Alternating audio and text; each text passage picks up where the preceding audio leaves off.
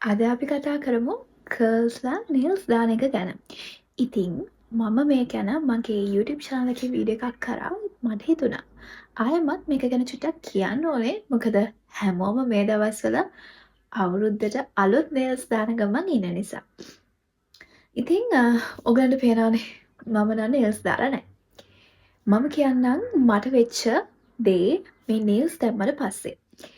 මම නේල්ස් දාන්න පටන් ගත්තේ ලංකාවේ ඉඳන් මෙහෙට ආවට පස්සේ මම ලංකාවේදී try කරලා තියෙනවා. හැබැයි එහෙම මාසෙන් ඉවර වෙන්න මම එහෙම continue කරලා නැහැ. හැබැයි මම මෙහෙ ආවට පස්සේ එක දිගට නේල්ස් දාන්න ගත්තා. ඉතින් මම දැම්මේ nail extension නෙමෙයි අර නියපොත්තක් ප්ලාස්ටික් කැලක් වගේ අලවන්නේ මම ඔයාලට තේරෙන විදිහට කිව්වා. ඉතින් මම ජෙල් නේල්ස් තමයි දැම්මේ එක දිගටම.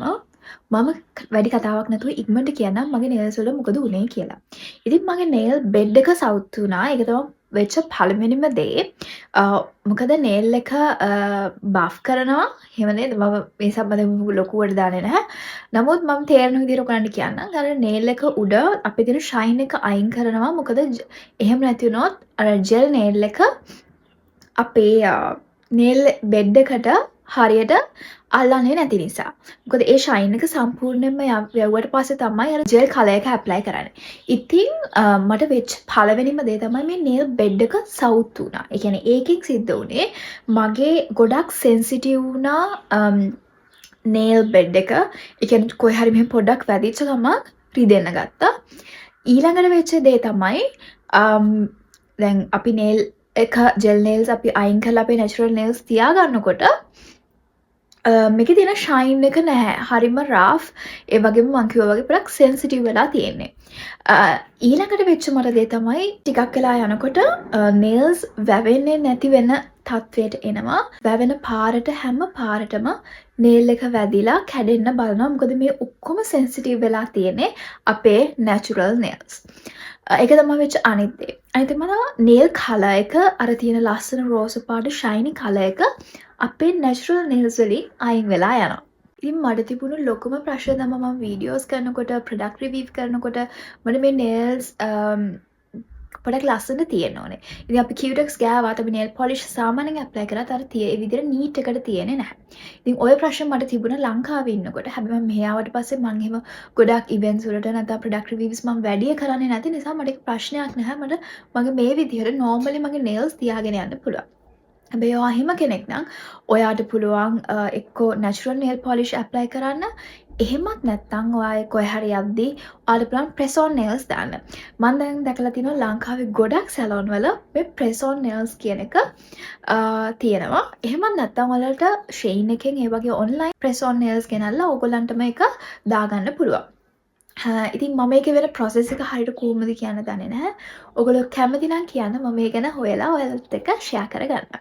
ඉතින් මම මේක කියන්න ඕනේ මේක කවුරුත් කලබල වෙන්න ඕනේ නෑ. ඔයාලට කැමති නම් තමන්ගේ nails තමන්ට ගිහිල්ලා දාගන්න පුළුවන්. ඒක කිසි ප්‍රශ්නයක් නෑ. මමත් ගොඩාක් ඒකට ඇඩික්ට් වෙලා හිටියේ. මොකද nails දැම්මහම තියෙන ඒ satisfaction එක ඒක මාර දෙයක්. මොකද දාපු වෙලේ නම් අපි අපේ නියපොතු දිහා බලනවා. එහෙම එකක් තියෙනවා. මම ඒක දන්නා. ඒ සතුට මම දන්නවා. ඉතින් මගේ Pinterest එකේ වෙනම බෝඩ් එකක් තියෙනවා nails වලටම.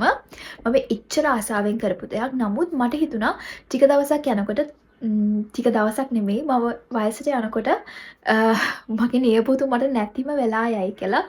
ඉතින් ඒ නිසා මම ගොඩාක් වෙලාවට මම බියුටි ඉන්ෆ්ලුවෙන්සර් කෙනෙක් නැත්නම් ෆැෂන් පැත්තෙන් ඔයාලට ටිප්ස් ඇන්ඩ් ට්‍රික්ස් දෙන නිසා මම හිතුවා හැම වෙලේම තමන්ගේ තියෙන ස්වභාවික පෙනුම රැක ගන්න කොහොමද ඔයාලට උදව් කරන්නේ කියන එක තමයි මම හැම වෙලේම ඔයාලට කියන්නේ. ඉතින් එහෙම නැතුව මම මේ අවුරුදු 5ටම ඔයගොල්ලන්ට කිසිම ආටිෆිෂල් දේවල් ඔයාලගේ ඉස්සරහ ගෙනල්ලා මම ප්‍රොමෝට් කළා නැහැ. ඉතින් ඒ නිසා මම මේක අනිවාර්යෙන් කියනවා. ඔයගොල්ලෝ මේ ඉන්ටර්නෙට් එකේ දකින හැමදේම ලස්සනයි, හැමදේම හොඳයි. හැබැයි ඔළුව පාවිච්චි කරලා ගෑනු ළමෙක් වුණාම නැචුරල් බියුටි එක මේන්ටේන් කරගන්න ඒක තමයි මේ ලෝකේ තියෙන වටිනම දේ. මොකද ඔයාලා දේවල් කරන්න ඔයගොල්ලෝගේ තියෙන ලස්සන තව ඉස්සරහට යනකොට වෙන්නේ නැති වෙන. ඉතින් මම මේ ඉන්ටර්නෙට් එකේ දකින ඒ දේවල් ගැනත් මම අනිවාර්යෙන් ඔයාලත් එක්ක ෂෙයා කරගන්න. සමහර විට හදිසියක් වෙන්න පුළුවන්. සමහර විට ඔයාලට ඒක මේන්ටේන් කරගන්න වෙලාවක් නැති වෙන්න පුළුවන්. එහෙම අවුරුද්දට එකපාරක් දෙපාරක් දැම්මට කමක් නැහැ. හැබැයි ඒක දිගටම කරන්න යන්න එපා. මොකද මම දැකලා තියෙනවා මෙහි යුරෝප් වල ගර්ල්ස්ලා 10 දෙනෙක් ගත්තොත් 9 දෙනෙක්ම සමහර වෙලාවට 10 දෙනාම නේල්ස් දාලා ඉන්නේ. එයාලව මම නේල්ස් නැතුවම දැකලා නැහැ. ඇත්තම කතාව. ඉතින් මේ හරියට ඒක සුලභයි. ඉතින් ඒ හින්දා හැමෝම කරනවා. හැමතැනම නේල් සැලොන්ස් තියෙනවා. මෙහි මාර මාකට් එකක් තියෙන නේල් සැලොන්ස් වලට. ඒගොල්ලෝ මාර විදියට earn කරනවා. ඉතින් හැබැයි මම දන්න දෙතුන් දෙනෙක් එක්ක කතා කරාම එයාලගේ සාමාන්‍ය නියපොත්ත වලට තියාගන්න බෑ. මොකද සාමාන්‍ය නියපොත්තක් දැන් එයාලට නැහැ. නියපොතු දාලා ගන්නම දෙයක් නැති වෙලා තියෙන්නේ. ඉතින් එහෙම මම පුංචි කතාවක් කියන්නම් ටක් ගාලා. එයා අවුරුදු ගාණක් තිස්සේ නියපොතු දාලා එයාගේ දැන් මේ පොඩි කෑලි තියෙන නියපොතු හැමතැනම. ඉතින් ඒ නිසා මෙයාට රිදෙනවා, කැඩෙනවා ඔය ප්‍රශ්න නිසා මෙයා ඩර්මටොලොජිස්ට් කෙනෙක් ගාවට ගිහිල්ලා තියෙනවා. එයා කියලා තියෙන්නේ ඔයා ආයෙ කවදාකවත් නේල්ස් දාන්න එපා කියලා. හැබැයි අවාසනාවකට එයාට ඒක නොදා ඉන්න බැරි තරමට එයාකට ඇඩික්ට් වෙලා එයා කැමති නෑ දැන් නේල්ස් නැතුව ඉන්න. ඉතින් ඔයා කොහොම දැක්කත් මම කියන්නේ තමන්ට හරි දේ කරන්න හැම වෙලේම මතක තියාගන්න.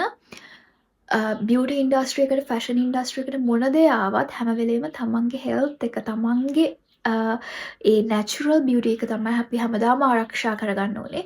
අර ඔයාලට කියන්න දෙන එකම දෙයයි කවදා හරි දවසක මේ ලෝකේ ඔය තියෙන හැම දෙයක්ම නැති වුණත් ඔයාට එදාටත් ලස්සනට ඉන්න පුළුවන් නම් අනේ ඒක තමයි ඇත්තම ලස්සන විදිහට මම පෞද්ගලිකව දකින්නේ. එහෙනම් ඒකත් ඔළුවේ තියාගන්න. ඊළඟ වීඩියෝ එකදී හම්බෙමු. බයි.